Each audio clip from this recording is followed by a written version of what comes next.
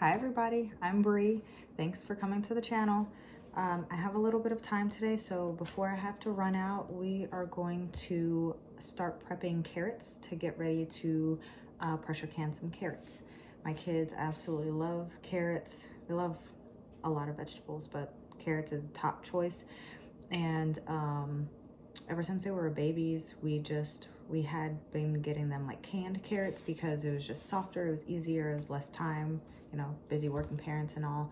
But as I've kind of gone down this wellness journey and we've changed a lot of our eating habits, I'm trying to get away from like canned vegetables and try to do fresh. But sometimes the convenience of having a canned good is awesome. You can just open it and dance it up however you want to and go.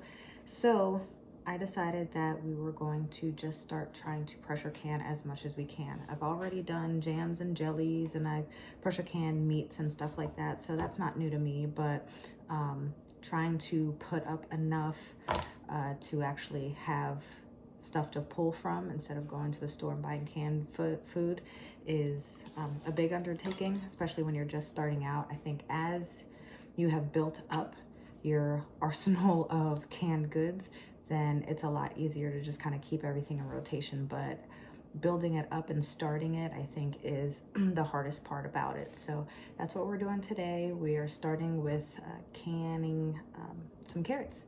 So come along with me. So here I am, I'm just prepping the carrots. I'm slicing them to try to mimic your typical canned sliced carrot. They are toddlers, so anything that strays from the norm too much is unacceptable. So the closer I can get it to the typical canned vegetable, the better. I started by washing the carrots and I peeled them. Peeling them is really important. You just want to get that top layer of skin off. It's kind of rough and sometimes it can be a little bitter. So go ahead and peel those. It really didn't take long. Right here I have started prepping 4 pounds of carrots. I have another 4 pounds, but I just wanted to get done as much as I possibly could. So prepping is key in canning. So as I'm prepping, you'll also see me taking off the very tip of the carrot. And as I go along, I start trying to get out the very small pieces at the ends of the carrot. The point of that is that I want them to be as close in size as possible so that they cook evenly during the processing time as they pressure cook. You don't want them too off because then you'll get some hard pieces and some really soft pieces, and I didn't want anything to come out mushy. These pressure can at a very high temperature, so you don't want anything to end up too mushy or too hard at the end of it. I did decide I was going to originally hot pack these, and hot packing basically is just when you cook something down for a small amount of time before you pressure can them. And I wanted to hot pack them to ensure that they actually got soft. My concern with that was that they would get too soft and too mushy if I hot packed them and I cooked them down for about 5 minutes and then I pressure canned them. I was scared that they would be too soft, and when I tried to serve them, they would come out mushy and the kids wouldn't eat them. One aspect of canning that I think a lot of beginners get a bit intimidated by is the fact that they believe you have to grow your own food and preserve it that way.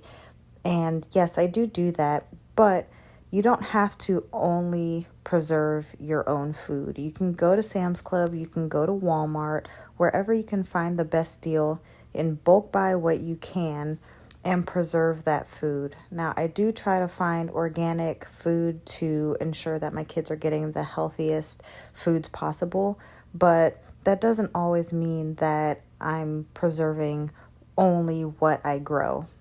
So if you're a beginner and this is all new to you, don't be scared to go to the store and buy the produce that's available to you and start that way. We all start somewhere, and that's the perfect way. Like, I did not grow these carrots.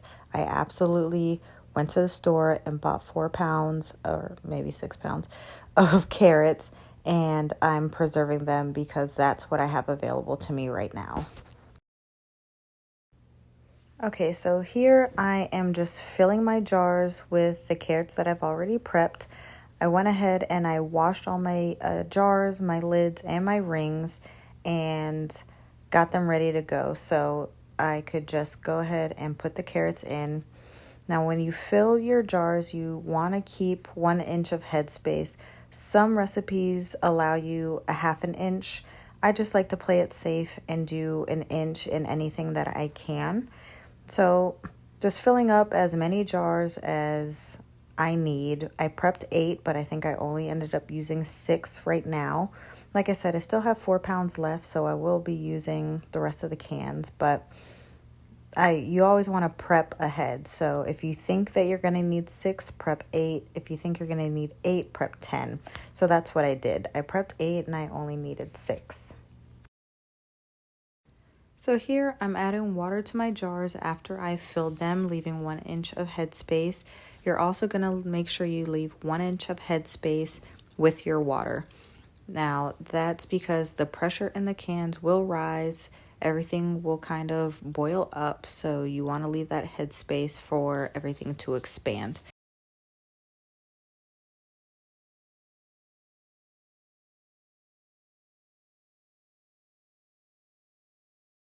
Now, when you're canning, if you're going to add salt, it doesn't have to be a fancy like pickling or canning salt, as long as the salt that you used is not iodized.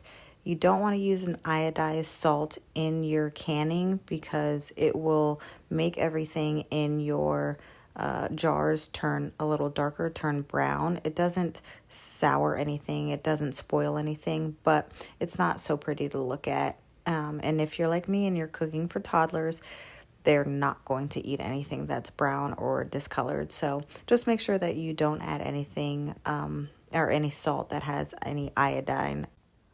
So now I'm just going in with a spatula and I'm moving any air bubbles that could have possibly formed when I poured in the water.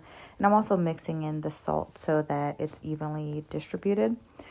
And then I'm going to go in with a clean dish towel and I'm going to wipe off the rim of all the jars to make sure that there's nothing on top, no carrot fragments and no excess water, so that when I put the lids on, it forms the seal properly. You want to give the lids every possible chance it can to seal the way you need it to seal to make it shelf stable. So wiping the rims of your jars is absolutely essential.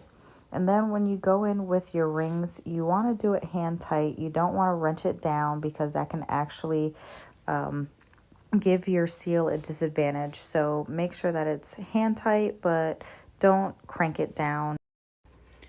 Okay, now here comes the fun part. I'm going and I'm putting my jars into the pressure canner. I'm making sure that they're all evenly spaced out and they're not touching each other, because as the pressure rises, they can rattle, they can move, so it's best to just make sure that they're spaced out evenly. Right now, I'm rinsing off my ring inside of the lid of my can. I just want to make sure that it's clean of any debris. I also want to check it to make sure that it doesn't have any tears or rips in it that can really impede the seal on the pressure canner, which is a big issue. So definitely always make sure you check your ring before you start to pressure can. Make sure it's seated properly, and check your vent pipe to make sure that you can see through it, because if your vent pipe cannot vent properly because of a blockage, you can have big issues. So those are two main things: check your ring and check your vent pipe. For my altitude, I want to process this for 25 minutes at 10 pounds of pressure. Here you can see the steam. Let it steam for 10 minutes, and then you want to add your weighted gauge. Once you add your weighted gauge, you want to wait till it builds to 10 pounds of pressure. Here you'll see that I'm at 10 pounds of pressure, and I want to hold this for 25 minutes to process correctly according to the canning guidelines. Here you see it trying to creep up, but we turn down the heat a little bit. So before I play this next clip, I really just want to take a second and explain why I'm going to play it with the sound on, but I'm not going to speak because I want you to hear the sound. People don't really talk about it or think about it, but the sounds in canning are actually really important. So you're gonna hear a lot of clicking and popping. That's the sound of the jar's sealing, and that's a great sound, and you want to hear that. But I think it's the second jar, you're gonna hear a lot of gurgling noises, and that's the sound of siphoning. You don't want siphoning, but it's completely my fault. Once you have completed your processing time, you want to wait 10 minutes with the stove turned off to allow the canner to depressurize and to equalize. And I didn't do that because it was really late at night and I really wanted to go to sleep so I could go to work in the morning. So just rule of thumb, make sure that you allow your canner to sit for at least 10 minutes before you open it and you take out your cans. It helps to prevent siphoning. Now, if you do have siphoning, don't freak out. That doesn't mean that your jars aren't going to seal. Mine seal just fine. I've had siphoning before and they do okay. But to be on the safe side, so you don't risk not having a sealed can, wait the 10 minutes. Now guys, bear with me. When I do these videos, it's usually at night and I can't control myself. I don't know why I kept calling them cans. They're jars.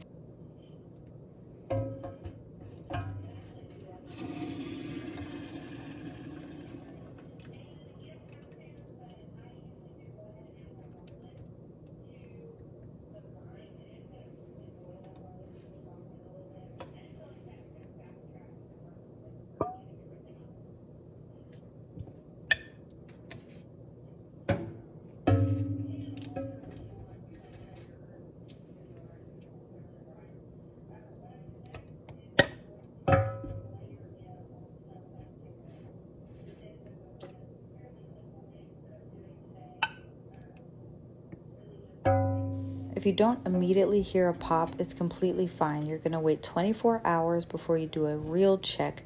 Push down on the lid in the center. If it doesn't give, kind of like a soda can or like a Snapple top, then you have a good seal. Take off your rings and store. Do not store with the rings on. And you're done. Super easy, right?